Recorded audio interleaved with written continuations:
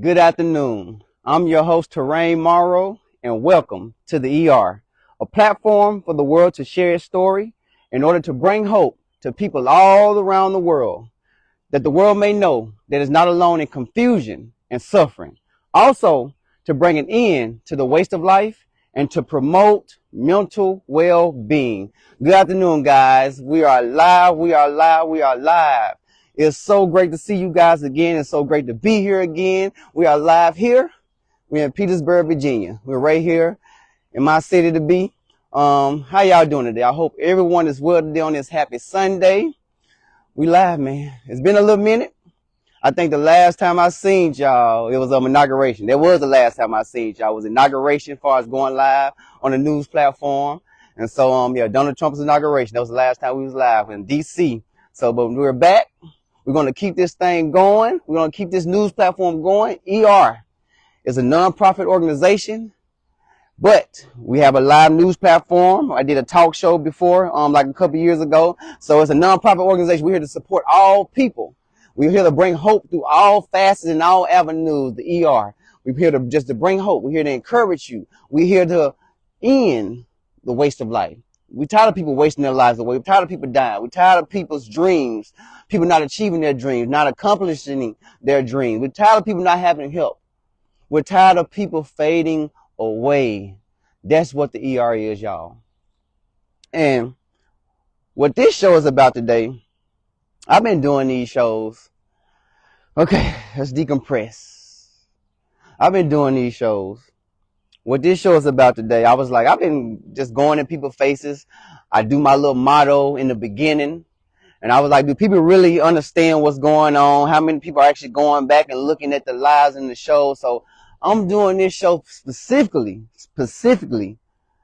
to restate. I took notes. I said, I'm going to be careful with y'all today. I'm going to be careful, very careful in particular with y'all today. I took notes to slow me down because y'all know I get to talking fast. So I took notes today. Why am I here today? And what is this all about? So in this show in particular, I'm going to tell y'all, why am I here? Why did we create this platform, the ER? So I'm going to tell y'all all about the origin.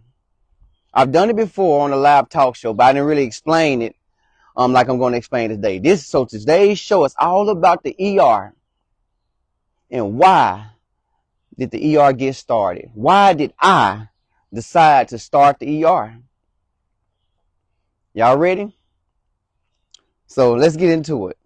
Bottom line up front on why Terrain Demond Morrow decided to start the ER. The first point, bottom line up front, is bluff. Bottom line up front, bluff. Used in the military, bluff. To change the world. I've seen a lot of bad things and wrong things. It ain't got to be necessarily bad, but just bad and wrong and not necessarily just ain't good enough. It ain't necessarily got to be bad. I just seen a lot of stuff that ain't good enough and that I wanted to change. I want to change the world. And then I just threw this last part in here. I got to talk about, I'm doing this for me too. I didn't even realize it until today when I was sitting in church. I was like, I'm doing everything that I'm doing. No, it wasn't today. It was yesterday I started to kind of come to the realization of it, but I'm doing this for me. I like attention. I guess it's why I feel like I need to be doing. I like attention. I guess I like attention. Positive attention. No, it is. I feel like I have something to say and I like to be heard. There we go. That's a better way to put it. I like to be heard, so I like attention. There we go. Back to it. So, but I'm going to explain to you today, how did I come to create this platform? And why do I think I want to change the world? And why am I doing this platform to change the world? And I'm going to explain it by telling you my story again. I've told my story on a talk show, but now I'm going to do it live today on the ER news platform. And it's a story. The ER is all about getting stories. This news platform is all about getting stories. I'm going out trying to talk to people. Hey, come tell me your story. But let me tell you my story live. I'm gonna do this. I think I'm gonna do it one time, full detail, as detailed as I can. Tell you why I'm doing this platform. So if y'all ever want to go back and know why I'm doing everything I'm doing, go back to this episode. Go back to this one right here. March 25th, 2025. Go back to this episode right here. Ooh, May 25th, 2025. Go back to this episode right here. Go back to this episode right here. And so, before I get going, so remember this. So as I was getting my hair cut, getting ready for the show, I was sitting in the barber chair, looked up at the TV, and found out today, and this is very significant, because I'm going to break down my story in 3 parts. And so I'm going to break down my story in 3 parts. Let's go to parts before I say what I'm finna say. I'm going to break down my story in 3 parts. I'm telling you why I believe I need to be doing this platform to help change the world. So 3 parts. It's Madison, Arkansas. That's Pine Bluff, Arkansas. And the last part of my story on how the ER came about was George Floyd. George Floyd was a very significant part on the ER coming into existence. It's existed whether it goes whether it goes anywhere. It was created, and George Floyd was a very big part of that. So now back to my story. While I was sitting in the barber chair getting my hair cut, I looked up at the news. I didn't know this because I don't think I watched the news all year. I was just looking by and seeing it, whatever. But today marks 5 years since George Floyd was murdered. Today. So when I picked this day to get the, so I ain't did the platform since the inauguration. That was all the way back in January. So it's almost 4 months later. An organization, a business that I'm supposed to have running. I picked some other dates too. I supposed to have been doing this like 2 or 3 weeks ago, getting it back going, but that didn't happen because of life, mental health, and whatever going on. But I'm sitting in the barber chair. I picked this date, not thinking nothing about George Floyd. And when I was making my notes earlier, though, George Floyd was in my notes. I always knew about George Floyd. I always gave him credit. In my mind, I know where this platform, because I'm going to explain it to you. But the date, though, is 5 years of when he was murdered, y'all. And I didn't know that when I picked this date. And so I was like, man, because I've been constantly getting discouraged on what I should do it.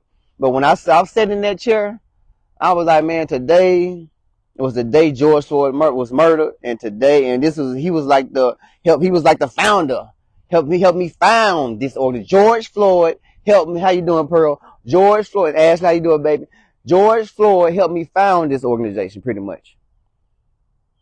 And today was the 5-year anniversary of his death. And so I was like, I'm not going to change the date this time. I'm not going to let depression get me down this time. But remember that I said that. Today was 5 years. So we're going to talk about George Floyd again.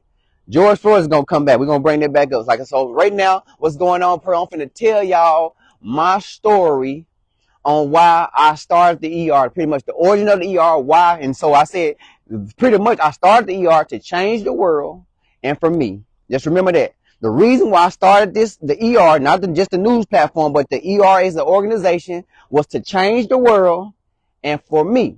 So now we're finna talk about that through my story. 3 parts. Madison, Arkansas. Where I'm from, where I grew up from, it's a place. Pine Bluff, Arkansas, where I went to school in George Floyd. Okay, let's talk about Madison, Arkansas, y'all. This is the story about Terrain Morrow and why he started the ER, how he grew up and what made him start a news platform, his own news platform. So the first bullet point is Madison, Arkansas. Madison, Arkansas is where I grew up from. Where I grew up. Not from where I'm from, where I grew up. And so I started the story with that because I want y'all to know how I grew up and how I was raised. And like I said, I've talked about this stuff before, but I specifically wanted to share the love and the grace that I got in my life. So I grew up a little boy, started out with my godparent, right? But I found out, though, I was staying with my daddy. My mother was on drugs. So I was staying with my daddy, but even at the time, I think my daddy sold drugs at the time. And so, but I was staying with him, staying with my godparents, whatever going on, situations going on. And fast forward, I ended up staying with my grandmother. So I'm a grandma's boy. So boom, I'm a grandma's boy. Fast forward, which so I'm gonna fast forward throughout. I'm a grandma's boy, but my daddy was around. My mama was around. Despite what she did, she was around. My daddy was around. He used to take me and my cousins and my nephews to the country. He was a farmer. So he used to grow watermelon, cantaloupe. So my dad used to take me to the country and all this stuff. We on the back of the truck. Man, the kids riding on the back of the truck. Nobody ever fell down, no say, cause we might be respecting my daddy. And so we all riding down the back of the truck, get dropped off in the country, running wild and free, not worrying about nobody kidnapping us or nothing. And just doing whatever we want, pretty much running, and it was fresh fruit on the trees, y'all. Man, how many of y'all ever? So I'm trying to tell y'all about me. So this part is all about, I'm trying to tell y'all about the love that I got and the grace that I got. Y'all got to pay very close attention to this part. It sounds small, but to me, some of all these small things that I got as a child, right? And as my whole child, I had a great childhood. That's what I'm trying to tell y'all. Although my mama was on drugs, although I didn't stay with my daddy, although I was raised by my grandma, although I had alcohol around me, all this was around me. I had alcoholics in my family, drug crackheads used to stay in our house and steal from my grandma. They used to clean up for her, but she'll let them back in. You remember I talked about my grandma? I said they showed me forgiveness. My grandma, I learned forgiveness from my grandma because people used to treat her bad, take from her. And she forgave them. Next thing they was back in, she was cooking for them again, doing stuff for them again. I got that. And I seen the beautiful part and nature of life, the very small things. Like, so after we was in the field as kids, my dad got through working and cropping up and harvesting up the crops. He'll call us over to the field and he'll bust open a watermelon off the vine that was ready, boom. A cantaloupe cut up, boom, straight off the vine. Pretty good. My dad used to grow some good watermelons. He used to sell them out of his car. Oh, and yeah, oh, yes. So yeah. So I got, figs. I've ate a fresh fig. Y'all ever heard of fig Newtons? But me personally ate the fresh off the tree. I've ate the fig off the tree. You get what I'm saying? That might be small to y'all. That's very significant to me because it's going to sum up what I'm coming to, because I've learned that there's really nothing more important in life than a small thing. Than nature and what's already this God done given to you, the people around you and everything that's already given. It only sucks because everybody trying to take it or misuse it or whatever. You don't know how to use it. But fast forward. Okay. My story. I'm getting to why I started the ER. Why this young country boy. So I'm a country boy from Arkansas, Madison, Forest City, Arkansas. This is where I'm from. I'm a country boy. One high school, right? This is my Madison, Arkansas. This is all the same. I'm going to finish. Oh, is it still going? Oh, still going. Okay. I'm still in here. So I'm a country boy, right? So I got all this good, Fred, what up, bro? I got all this good small country stuff, and then in my neighborhood it was safe. When I was like 5 years old. We'd get out of school, I was able to go outside in my yard, didn't worry about it, and I was able to go out into the park. Tell my grandma, and nobody was worried about it because there was always kids in my neighborhood, cousins, everybody knew it was safe. There's kids stuck. That's why I'm telling you, there's kids stuck in their house today. They can't go outside. They can't go out in their neighborhoods. Can't go out in their streets. That's why I'm saying all this stuff. There's people that ain't never ate a fresh fruit in their life, and they hate watermelon. They don't know that it's good. Whatever. Each to each his own. Let's fast forward. So I got all this good, precious love in my life. The only thing my daddy ever told me to do, the only thing my grandma ever told me to do is respect people. Stay out of trouble. What you doing, boy? Put that down. Hey, who you talking to? You talking to the dust wrong? One time I called myself finna get up and hit my mama as a 7, 8-year-old boy. My dad called my daddy. First of all, my mama would knock me out anyway. I didn't know my mama was an OG fist. She had a big old fist, but yeah, I didn't know that about my mama. I heard the story about I was a young boy gonna trap my mama. She would have had me out, but they said they bagged me up. Nobody did nothing to me that was in the house. They called my daddy. We waiting on my daddy. And they say it got handled. So my dad was always there. So that's why I can't say I grew up without my dad. I can't say I grew up with my mama. Despite what they did, the love was there. That's what I'm saying. So I'm trying to show you I had a loving childhood. Now let me show you what happened. First of all, 6th grade, right? 6th grade. I was at one point, I grew up churchy. And so in 6th grade, remember this, 6th grade, I tried to pick up the Bible and read it. So I was a Christian man. So I grew up a Christian boy. They told me, got baptized and whatever. So I grew up a Christian. So I'm not separating religions. This ain't no religious platform. I want Muslims, Buddhists, Christians. I want all of y'all. And I'm not going to consider myself no Christian. So just put it out there. I'm just saying. So in 6th grade, I tried to pick up the Bible, read it from the beginning. I was too young, didn't understand the words. So I put it down, closed it, never picked it back up again till I get later. So fast forward from the childhood, the love. So by the time I got to high school, I started getting in trouble. So fast forward. So I got the loving childhood. So you got this little boy that has everything. We were pretty much considered poor, but I had everything that you see on TV that a child should have, far as the small things and living a good childhood life, going to the playground, playing outside, eating off trees. A lot of kids don't never even do that. That was something different. That's something different within itself. So my daddy there. If I need anything, he's there. Get my mama's there. If I need it, she did her drug. But if I actually asked my mama for something, my mama would give it to me. There's a thing about her. She did her little thing, but if I asked my mama, you had to slow it down. If you stopped her, say she got some money. I'm just saying that. Say my mama got some money for her drugs, and you catched her. Mama, give me some money. She'll get so mad. This is my mama. She finna go get the drugs. What? Get the money.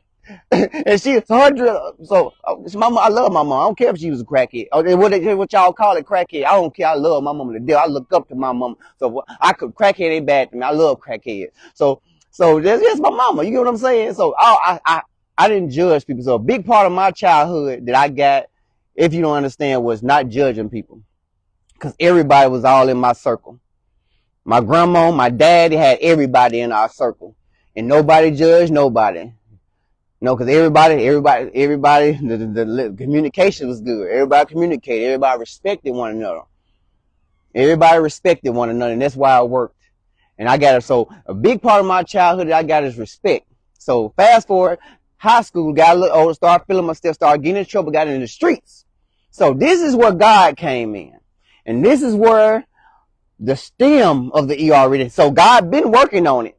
But this is where the stem of it came from, where they're like, okay, hey, when it's the, hey, man, I'm calling you. So fast forward, I'm getting in trouble, 9th grade and all that stuff. Got kicked out of school, high school. Got kicked out of high school, 9th grade, y'all. This is Terrain Morrow, whoever you know me as. I got kicked out of high school, 9th grade, 10th grade. Was about to get kicked out of high school, 11th grade. But I got the crying in front of the principal, called my mama, daddy up there, counselor. I was getting the counseling and stuff, and the principal was like, "Give me one more chance." The thing I was about to get kicked out of school for, well, I didn't even do it. It was just because I was always in trouble. Nobody did. They said I did it. I was about to get kicked out. I was in that principal's office crying. She said the wrong thing, y'all. She said the wrong thing, but the right thing. She said, "I'll give you one more chance." This is me, a young man, 11th grade. My principal said, because I wanted to do something I wanted to play football. I played football in 6th grade too. So I stopped playing after 6th grade, and I never played again. So all high school, I'm like, I want to be a football player, because all I want to do was I wanted to be an NFL player. So I ain't played football. I ain't even played in high school. So I'm like, if I get kicked out of school again, my grades was always good. So the grades weren't an issue. Man, she said the wrong thing, y'all. Miss Abby Robinson, Forest City High School. She told this young man, as he was crying in front of his counselor, principal, daddy, only thing my mom was there, grandma, we're going to give you one more chance. She said, you're going to give me one more chance.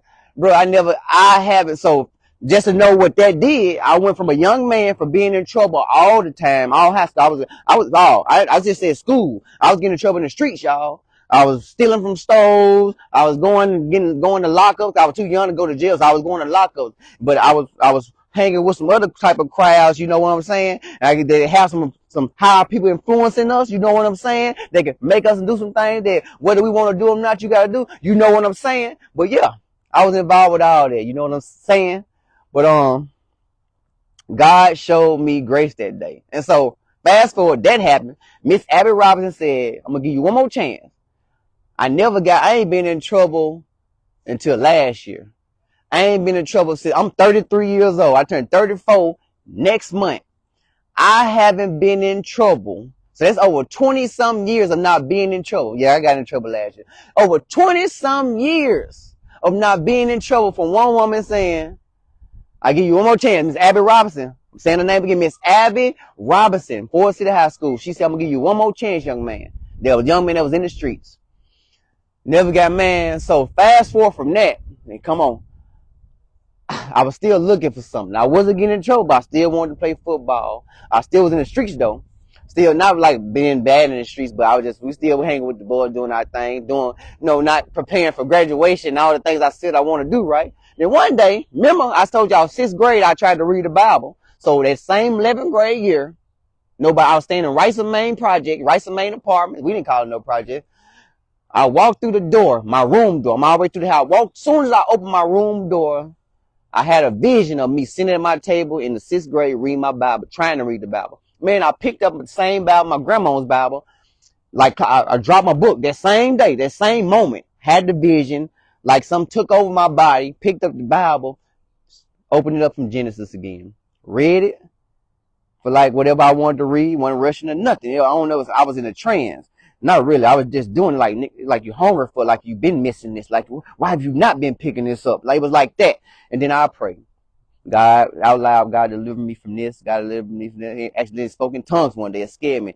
God deliver me from this. And man, everything I was asking for, or God, or universe, or what I was speaking to, existence or not, it started happening. And I'm scared. I'm scared. I'm dang near scared to pray at this point, because I can't think of nothing that I have asked God for that hasn't happened, or even things that I've said. There's a lot of things I've said, not even praying for, that has happened. I'm almost getting scared to talk. And so fast forward, y'all. So that moment, the 11th grade, I became a Christian. So this is where everything is finna come circle. And this is where so now it's now you know when you write a story or write a movie, so you got the climax. Here come the climax. This is where things get hyped up. I became a Christian. So this is where things get all messed up for me. So me becoming a Christian, and I wasn't even going to church at the time. So let me tell you about my Christian relationship. When I became a Christian, I was in the streets, hanging with the boys, doing whatever the heck I want to do. My grandma let me do what I want to do. I could bring girls over, drinkers. I could do it, hanging with the boys, as long as I respected people.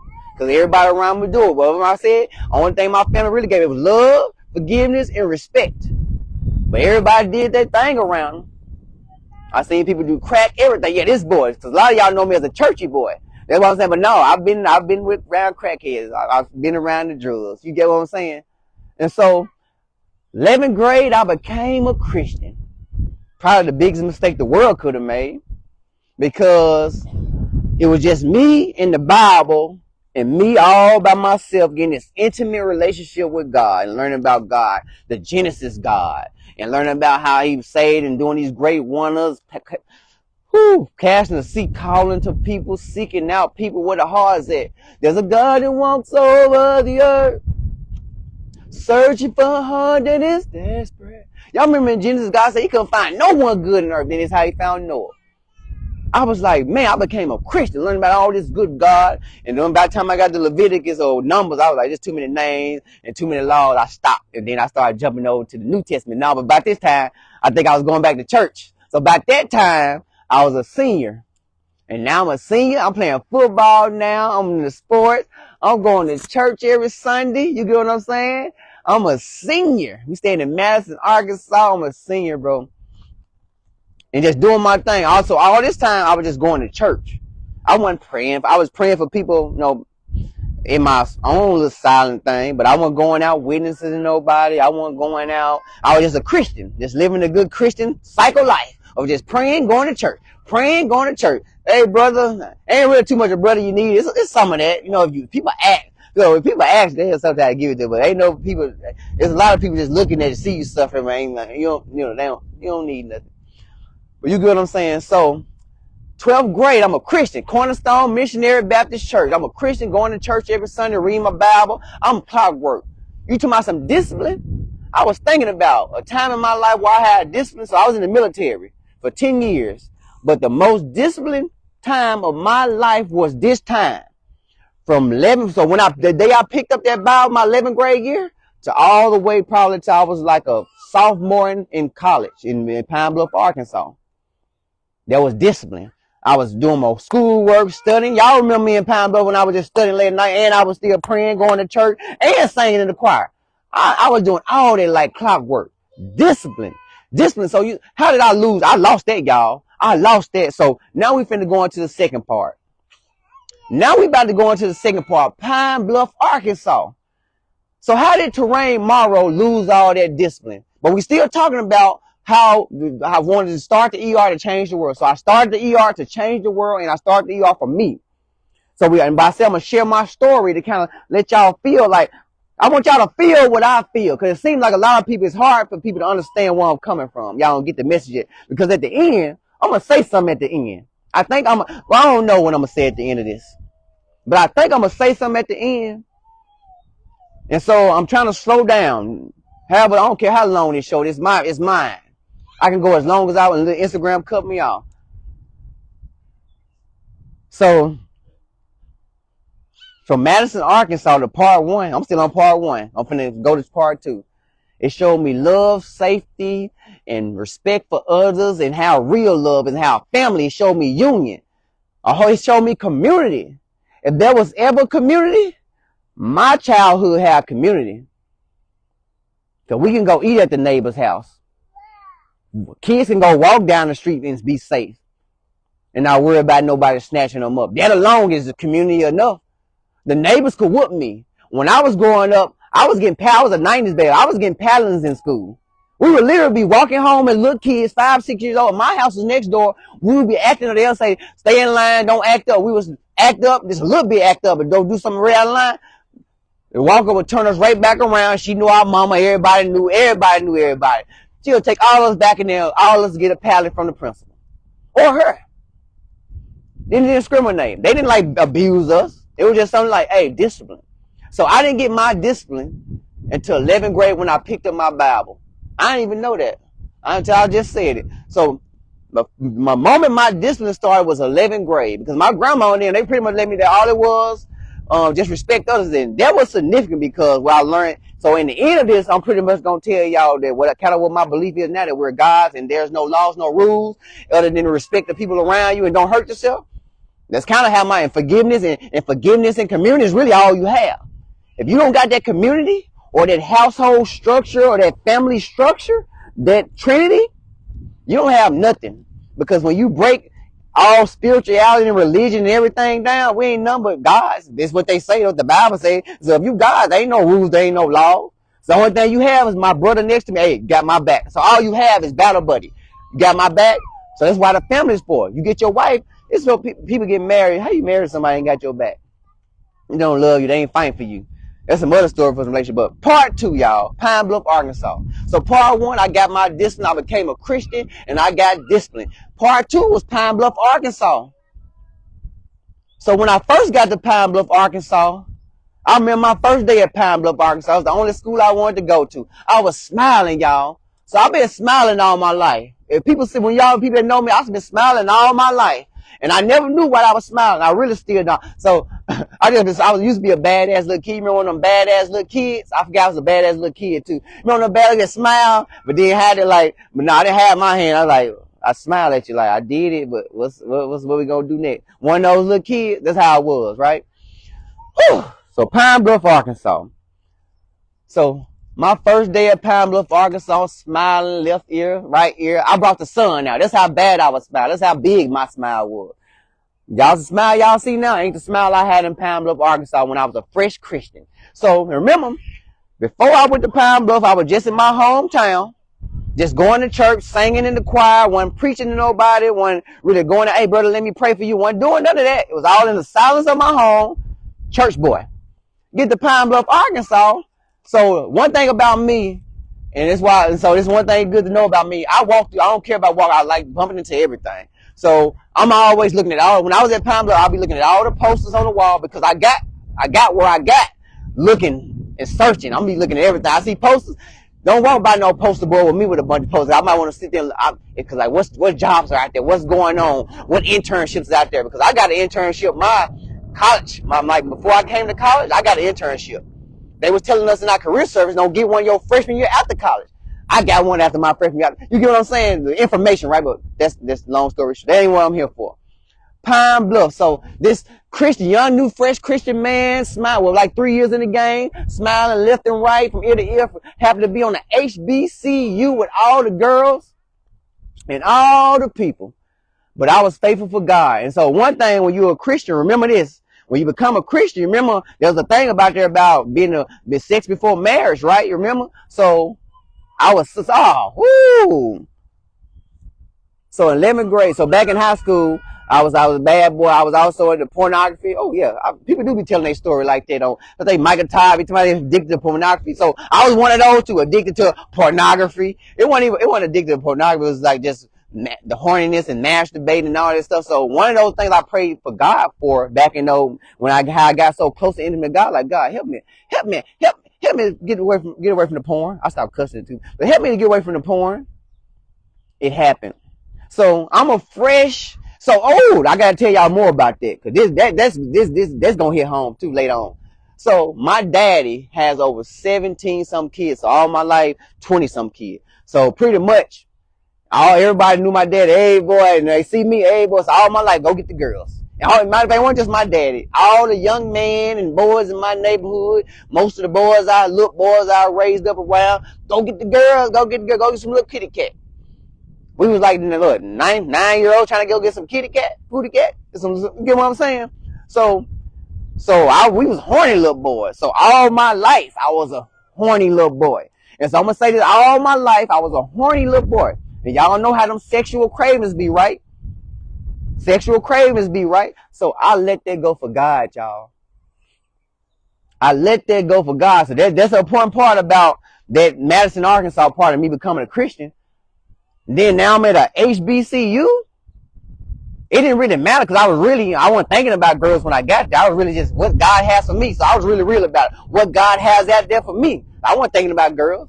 But when I seen them sometimes, and when I won, and God wasn't really over me like, dang, girls. I was like, ooh, I want her. Especially when we started having them girlfriends, get a little frisky, start holding each other dead. Oh, them demons.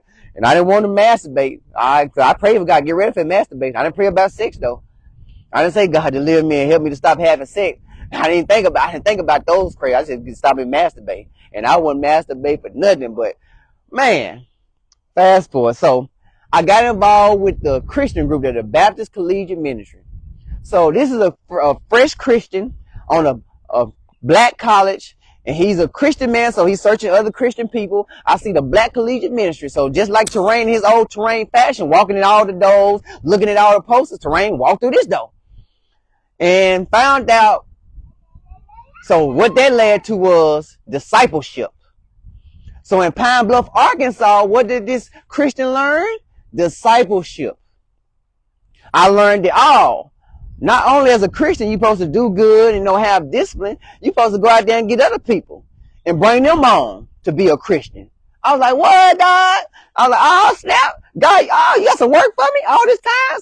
So now we really praying for people. So now I'm raising money to go. So fast forward I'm BCM. I'm finna speed through Pine Bluff. So fast forward to Pine Bluff. I'm now raising money for God. I'm raising me and some other groups of guys are raising money for God to go on a mission trip for God. Just go preach the gospel of Jesus Christ. Now, I ain't saying, let's say Jesus. Now we're raising money for Jesus. Over $2,000 something for college students who ain't got no money. We raised the money, asking people for church, and now we're going to go preach gospel and hate it. Yeah, I've been to hate it, just go share Jesus. And so, just remember that. Let's just give y'all my background. Now, so when I wrote part 2, on a note I put confusion. So the saddest part about Pine Bluff, what happened to me at Pine Bluff, or where it started at, confusion. So why the ER? So this is the home of the ER right here, or why the ER started. Confusion. So you got this fresh Christian boy in church, really call himself living for God. I call myself living for God. Then I got the Pine Bluff, going, sharing gospel, sharing Jesus, and then I call myself living for Jesus.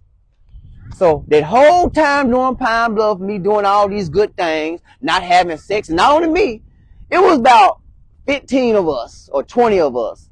And out of that group, I know at least like 5 of them or 6 of them never had sex. And it's a couple of them that, like 3 of them that waited till they got married. And I know probably for sure I put some money on it. About 2 of them are still virgins now.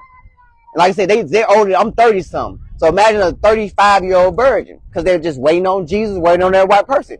So we all these virgins and people just going to church every Sunday, having Bible studies, going out, discipling people, bringing them in. Come in, y'all. Come in. Pray for me.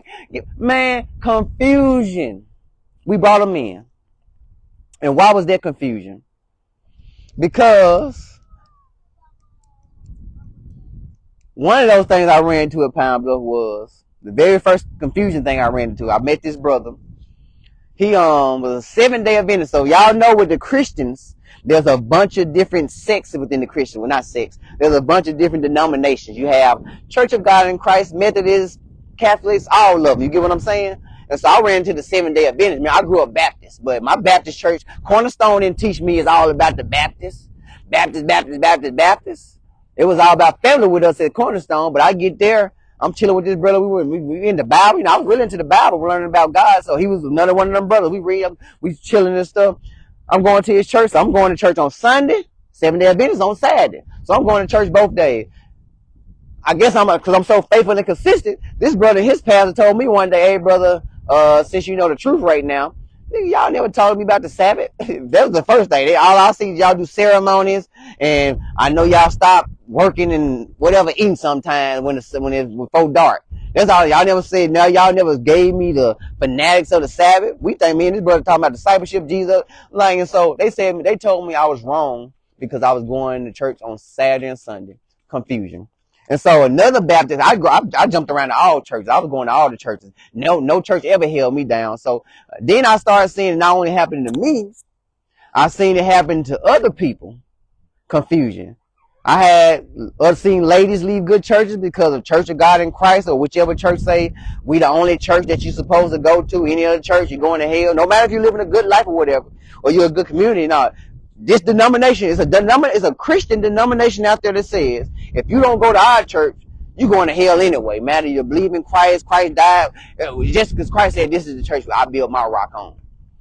There's a lot of crazy stuff out there. When I was in Haiti, this is kind of so about it. When I went to Haiti, I was a senior, and this is kind of too when I started. So my senior year in UAPB, y'all, all my UAPB family, if y'all didn't know, this Christian boy had sex his senior year. So my senior year, I had some sex.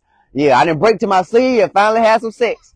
But so that time though, senior year, finally had some sex. What we talking about? Pine Bluff confusion. And so confusion. I seen a lot of people confused. What else? I lost my train of thought. Church of God in Christ. But Haiti. Yeah, I was in Haiti.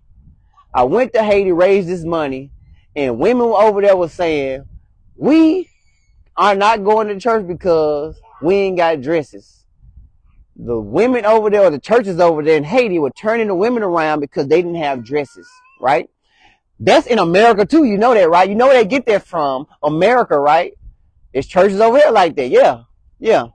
And so much for come as you are. So Pine Bluff showed me a bunch of love and discipleship and confusion. So let me tell y'all something about, back up.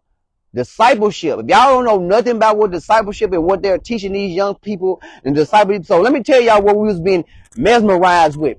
Because half of them people there, I went to college with, I was talking about Christians and virgins. Some of them still virgin, but some of them still confused as hell about God right now. I'm confused as hell about God right now. I'm getting to that point. We ain't got there yet. I'm showing you where I got confused at, where my confusion started. Because I was just going hard, running, I guess, some type of damn fumes. It was just the spirit carrying me. But we got, let's keep talking. Oh, man. But yes. So Pine Bluff showed me confusion and discipleship. So I was telling y'all about discipleship. So what we was being, so discipleship, y'all. Man, we was singing songs like, Thistle, I signed up to die. They put that boy up in the shed. So we was singing songs. So that song in particular was a song, a gospel Christian rapper talking about these families and these people overseas going, signing up for these mission trips, going over there and saying, and there's people over there like, we don't want that Christian stuff over there. So if you talk about that over here, we're going to kill you. And so this song is talking about all these people moving over there like, God called me and go take my family over there. Like, this is what's going on with in the Christian world. I don't know about Muslims, but in the Christian world, you got God supposedly calling, or Jesus calling a lot of people, go over these countries, set up these churches, and then where they'll kill them at. So die for Christ. Die for Christ. So that's a discipleship. So we were saying, I signed up to die. Oh, die. Oh, die. Oh, yeah. That's what we used to be member ride with. So I signed. So when in high school, when I learned about God myself, it was just in the intimacy of God and the relationship of God. When I got to Pine Bluff, I learned, okay, go get some people. We some warrior discipleship. Sounded that, oh, we like some little warriors. Okay, we some warriors, oh, go get the people, evangelize the whole world, y'all. They were teaching us to evangelize the whole world. Confusion. Okay. So before I move on to this last part, one more thing about Pine Bluff, because I gotta tell y'all where my stuff coming from. So my childhood, right? I told y'all about my childhood. It was a good childhood, right? I said that, but I said I was around a lot of drugs and all that stuff. I didn't say none of that stuff was bad, drugs and none of that stuff. But it was a good life to me. But when I got to Pine Bluff too, like I said, we was evangelizing people, and I said I was really living a good life. So in the midst of me living my good life in God's fashion, like the New Testament says about Jesus, when you're living a life, you know, you draw people. Man, this one guy came up to me from Memphis, Tennessee. Darnell, you remember me, bro? He said, like, I forgot what he told me, but somehow he didn't feel like he was the right person to start the Bible study because he was in the streets of whatever Darnell was doing. He was like, he was just coming to me kind of like for some kind of clarification or just kind of what you think about it. Just like, yeah, brother, start it. And so he started this Bible study. This young man from the streets, Darnell, from Memphis, Tennessee, Darnell, started this Bible study at the University of Arkansas at Pine Bluff, class of 2009, freshman plex, in the freshman complex. He started a Bible study. So now I'm seeing God working, and so everything was just working out for me, man. And God was seeing God do everything. God was showing me, man, this young man from Memphis, Tennessee had all these young freshmen from freshmen. This is a HBCU, so you have people from all over the country, everywhere. DC, Memphis, Chicago, East St. Louis, fucking California, New York, Detroit, Atlanta, all these people there in this telling their stories, y'all. Young folks, 19, 18-year-olds, talking about they've been raped. These young boys getting up too, talking about they've been raped. Young girls getting up too, talking about they've been raped by uncles, brothers, mamas, dads, everybody. Get what I'm saying? And so a big part about Pine Bluff that I didn't tell y'all what I learned was pain. Pine Bluff was the first part. I was a 17-year-old boy and didn't know nothing about rape. Pine Bluff, Arkansas, University of Arkansas, Pine Bluff was the first place I heard about rape or learned about just what, like, oh, people been raped. All these kids are being raped. Everybody got raped. And so, grace. And then another part about that, Dr. Janetta McSwain, my cousin sent me an audio CD one time. I'm a junior in University of Arkansas Pine Bluff at this time. An audio of a woman now at this point, but a woman telling her story about how she was raped as a little girl, her sister, and her little boy cousin by all her mama's brothers, young brothers, teenage brothers. She said they should run through them, all of them. Then her grandma's brother, who was in a wheelchair, used to make her as a little girl sit in her lap and have sex with her, throwing out on the porch. So I'm a junior in college listening to this as a CD. I had a CD player as a junior in college at the University of Arkansas at Pine Bluff in Johnson & Johnson, fucking dormitories. I'm in it with audio. I should listen to it every night. So this is me as a Christian man getting drowned with people's pain around me. Remember, I had a good childhood. I said I've been to jail, but that was my fault. Everything I've been through in my life and all the pain, it was not saying all the pain, but all the trouble, it was my fault. I put all the trouble I've been through, it was my fault. But all these people that I was meeting from Memphis, Tennessee, everywhere around the country, all these young folks, it wasn't their fault. It wasn't your fault that you was raped. Andre, I remember you. I'm thinking about your face right now. There's a girl that was from DC who said she got, I can't think of her name, and I still remember you. I remember you. It's been over 10 years later, I still remember you. Let's keep going. So he's like, what does that mean? So fast forward, part 3, last part. George Floyd, the last part of my story on why I decided to create this platform to help change the world and for me.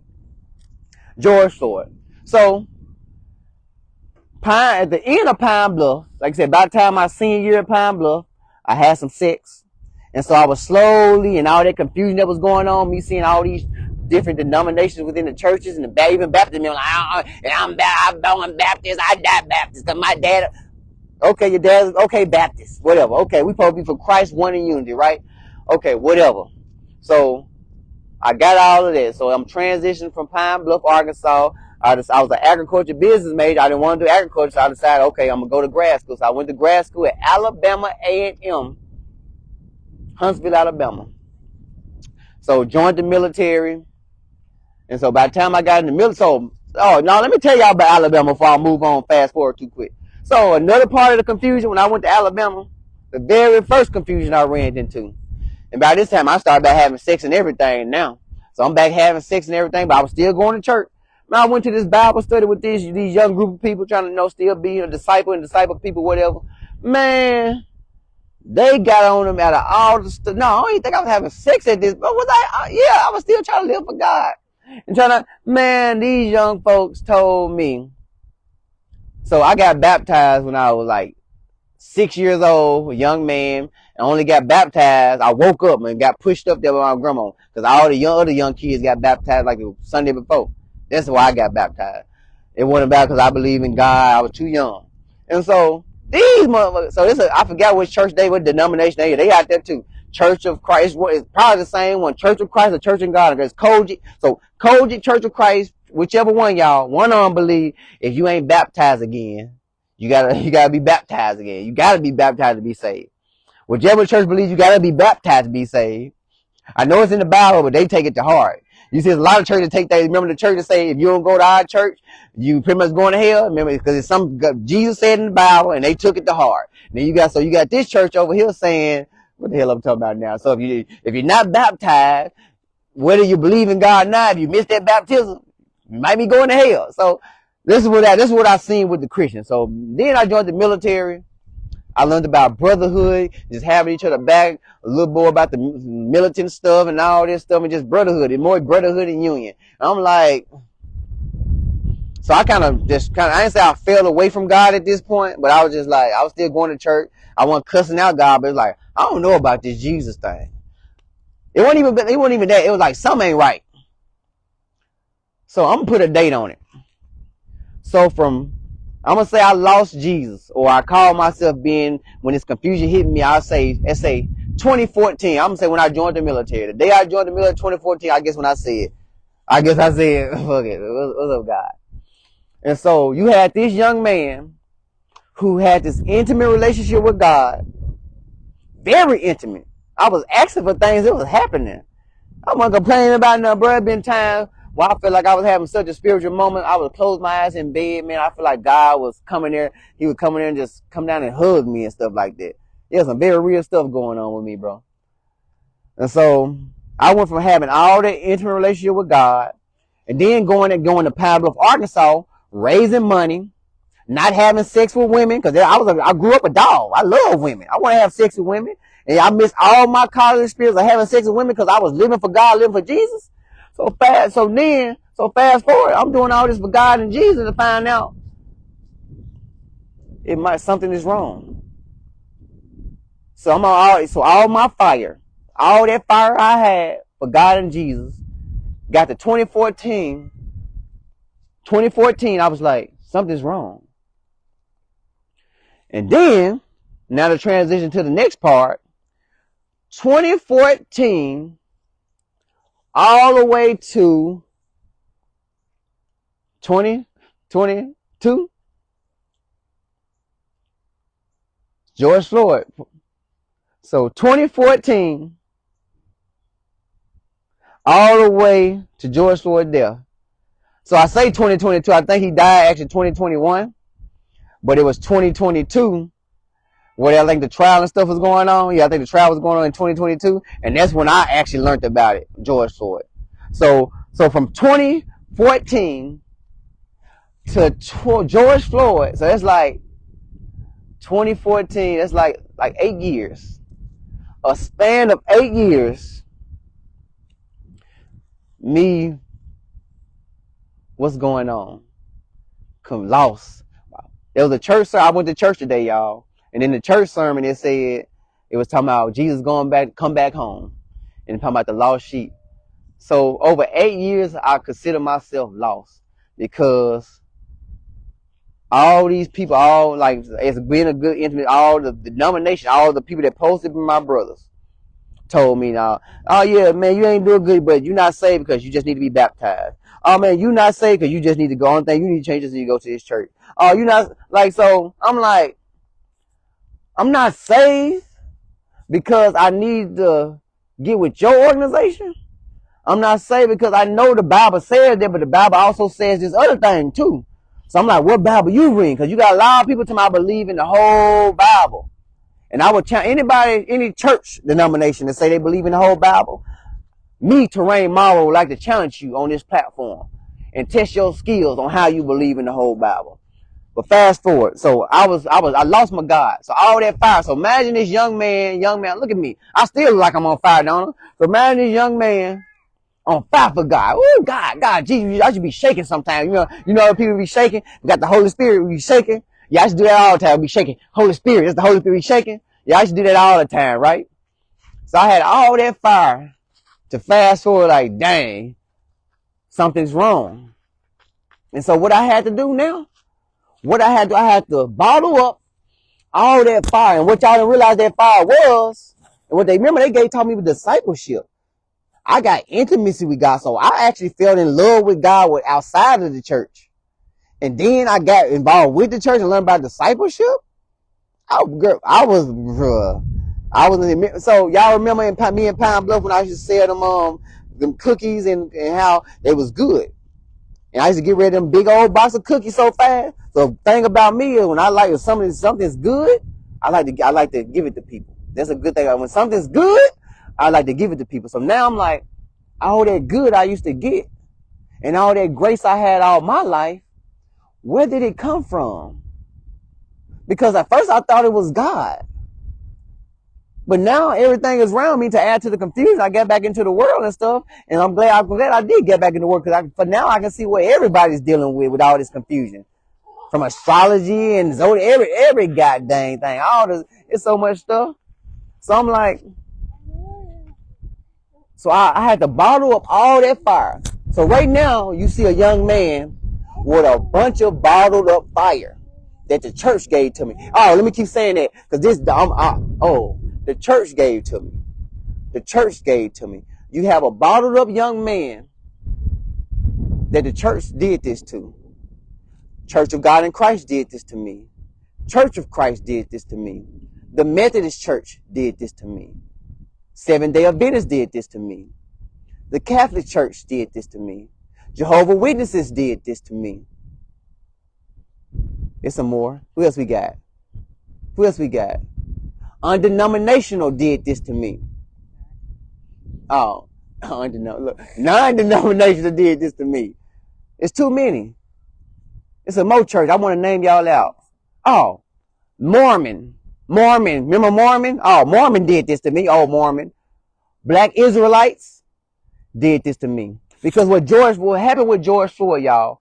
And remember I said George Floyd was kind of like helped me birth the ER. Because during George Floyd, you had this young man who I never really watched TV too. Oh, yo, another thing about me leaving home.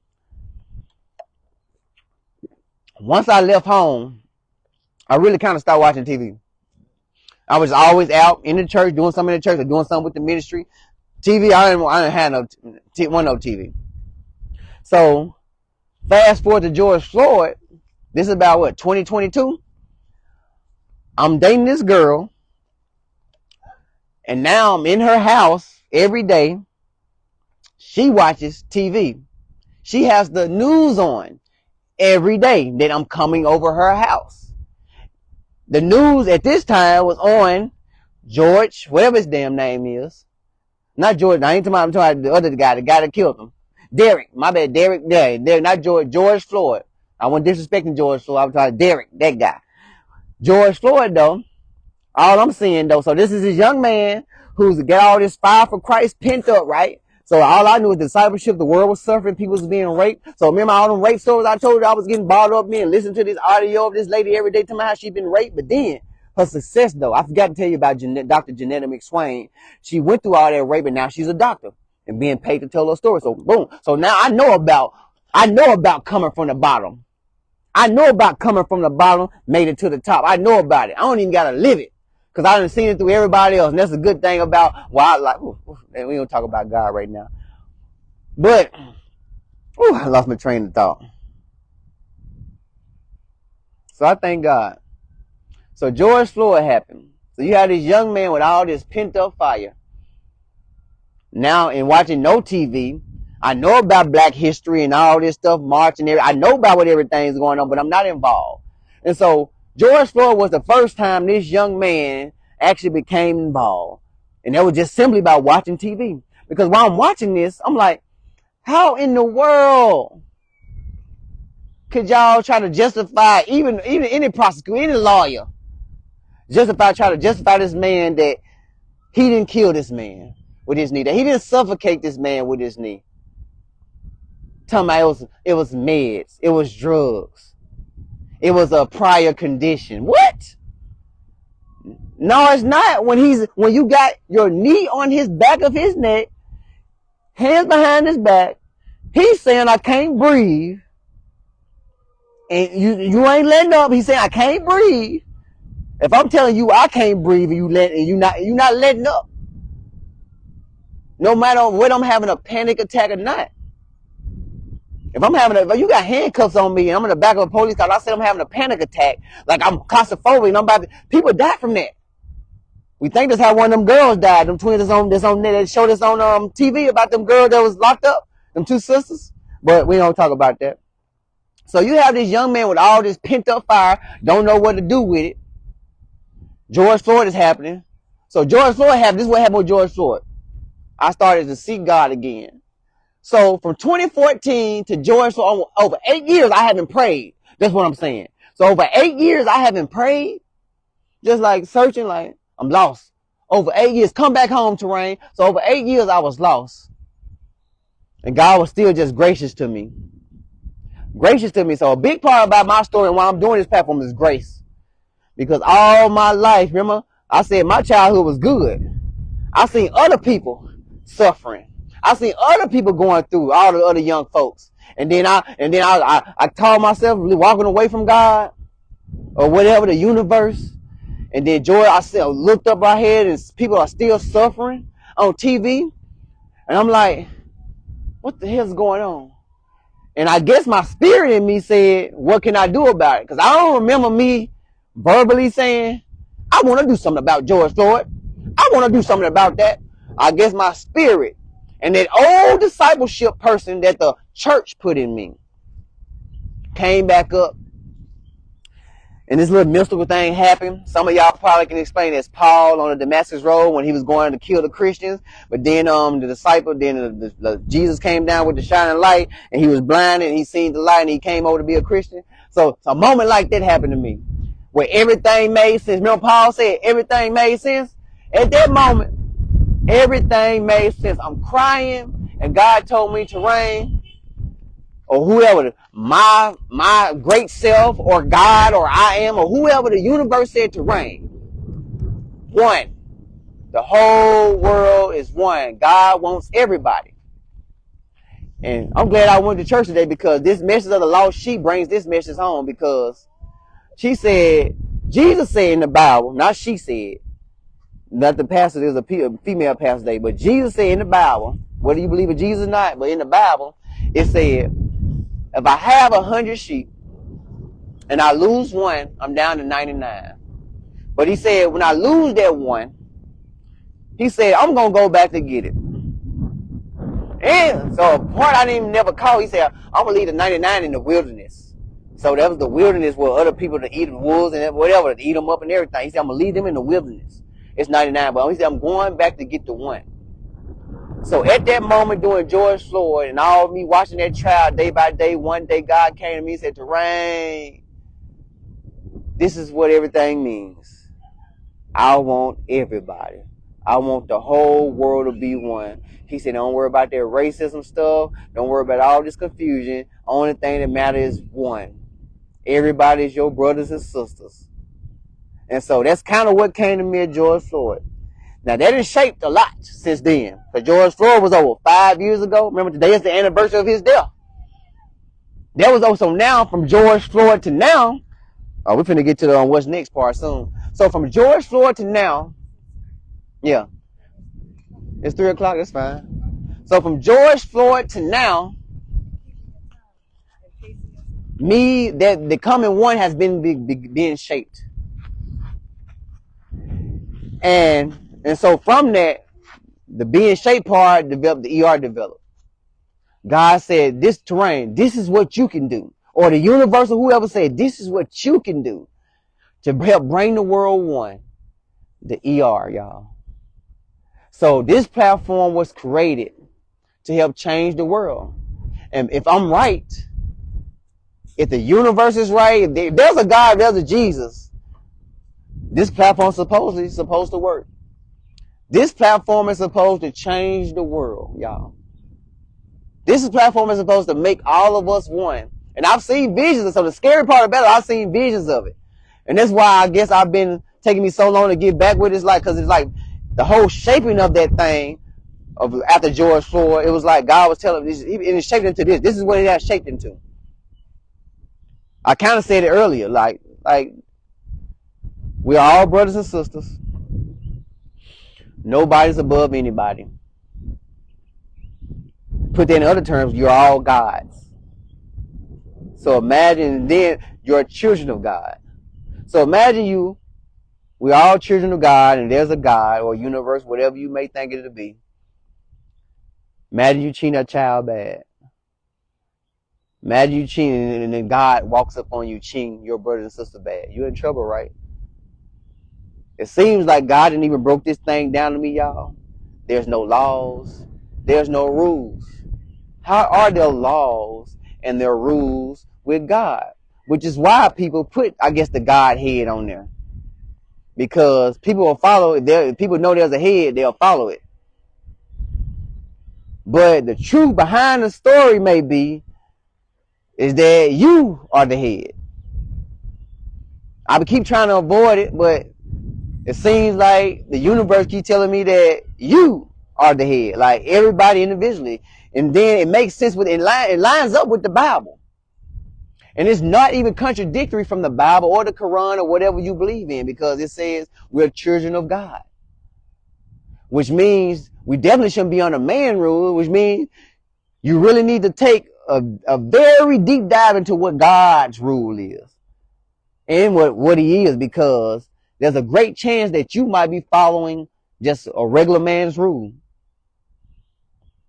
For example, I was thinking, I'm going to just say this, and I'm going to end this, so we'll say what's next. So, Yahweh, right? Y'all know the name Yahweh, that they call God Yahweh? I was thinking about this. And one of the things that happened to me in the shaping since George Floyd was God brought up his name Yahweh. And it was this year. He said, Teray, they said Yahweh means, they got the name Yahweh from just the breath. He said, Terrain, think about that. He said, so you telling me God came down and said, you know me as Yahweh the breath. That makes sense though, but he said, man, it seemed like the universe was telling me, he said, man, they never knew who the hell God was. He said they never seen him, never knew who he was. He said that's the great thing about him. He said even the aliens, if there's aliens, if you believe in aliens, guess what? If the aliens created you, it don't matter because somebody created them. And guess what? That's the person. Or nature. Seems like it's just nature. What if God is just nature? And that's very scary to me. Which is why you need to really search deep. That's all going back to that confusion. This is why all that confusion got me at. I don't even know who my God is no more. If y'all like what I'm talking, so everything I'm talking, I'm not talking. So I just told y'all my story. Those are all facts. Everything I'm talking from this point on, y'all can check out. This is just me, a black man, ranting on what's finna be next. Because what the church, because all that searching, also what happened to George Floyd, I had got some answers on what to do to help the world. But at the same time, I got the points of, everybody always point fingers at people. And God showed me some other solutions too on how, how people like started from the bottom. Some people like me go like, we got there real quick to the top. And some people take a long time to get to the top. But God showed me, yeah, that works for me too. You remember the children of Israel, it took them 40 years and they was kept walking through the wilderness 40 years. He said they didn't supposed to take that long. He said you can get straight to the top and get to some things real quick. And he said, with all this chaos in the world, he said the church can end it real quick if they just come together and all denominational stuff. Church is one of those groups. He said Spike Lee and Nick Cannon might have been on to something too. Remember that Chirac, the movie Chirac? If women get together and stop giving all the man the coochie, and they're disciplining the world. And he said the world will get back together. He said that might actually work. Spike Lee, Nick Cannon, yeah, women. That might, y'all just close the leg. That might actually work. Because this whole thing, what I'm trying to say, y'all, God really wants the world to come together. And another thing I'm trying to say is, if you're trying to create any organization, any business, just for your people, just your sect, it ain't gonna stand. Let me not say that, because what it's led to, I think I want to turn this into an organization, into some type. It's an organization, but it's some type of sect or to some type of gang or whatever. Not a violent gang, but everybody. So I realized that almost everything is a gang. Even the government, and I think we all realize that by now. Every little organization, they own little crimes, their own little crimes and whatever. They got their own little sex, do things, mistreat people and whatsoever. But what's next? What did I write down? So I thank God. What's next? So, what's next? Take your time, Terrain. So, what's next? So, I said I'm doing this organization for me. And the only why, so I said I'm doing this organization to change the world and for me. And for me part, I just threw that in because, once again, I said because of the church and because of all I'm not saying just the Christian group, Muslims, y'all too, every religious organization in this world, because I've been kind of dibbling dabbling all of y'all now, all of y'all for not coming together like y'all should and ignoring the good old word and the commander's intent. So in the military, before I say the part, so in the military, when a brigade or any type of group is going on a mission, you have a commander. So the commander is the person, the head dog in charge. And within that op order, he passes down the op order to say, this is the mission. And within that op order, you have a commander's intent. This is pretty much to say, so the basis of that is, if all shit hits the fan, and nobody don't know what the hell to do, if everybody die, this is the commander's intent. So if that's kill bin Laden, so say we got one group that's gonna deliver trucks, but say everybody else, they die. So this other people's mission is gonna jump up to killing bin Laden. So that's the top mission. Out of all the religious organizations in the world, and all the gods, all the natures in the universes, whatever you believe in, all the atheists and the devil, I guess y'all excluded, but be one. Y'all really letting dresses stop us from being together? Y'all are letting drugs stopping us from being together? The one thing God is showing me that people are going through all these different struggles and stuff. But one thing God showed me through my family, that when you don't judge them, you can help that person bounce back. Because a lot of times people all they need is a little love, a little tug. But it's not there a lot of times because we're judging them. Or that person may be locked away because of a mistreatment. So what's next for the ER? And when I wrote this down, I said I had to specifically put for the ER. Because I was going to first exclude myself from the ER and like say, I'm going to separate Terrain from the ER. But no, Terrain is all the ER. And I told myself, if this is not God, if this is not the universe telling me to do this, then I'm doing it just because it's me. And why do I got to do the ER just because it's me? Because since George Floyd, since 2014, when I called myself losing God, it's 2025, baby. So 2024 was 10 years, right? So it's 2025. It's going to be going on 11 years, y'all. I've been depressed. So I've got to do the ER. And I've had to step up now. George Floyd, Thank you for encouraging me again. You encouraged me to start this organization. And right now, because of your death and because I was sitting in the barber chair and I seen it was your anniversary and I didn't back down this time, I said, I'm going to do this today. And this day, I got to keep going strong. I got to keep going forward. Because why? I'm doing this for me because I'm dying. And I ain't talking about from cancer or nothing like that. My dreams are dying. I'm dying mentally. I've been depressed. And it's getting so bad now, God, it's like, seems like the universe is telling me, like, it's like I want to do, or me want to do this so bad that if I don't do it, I'm going to stay depressed, y'all. If y'all been seeing me on my posts lately, if y'all been seeing any of my posts since 2014, over 11 years, if you thought I've been happy and there was joy, that's me in the depressed state.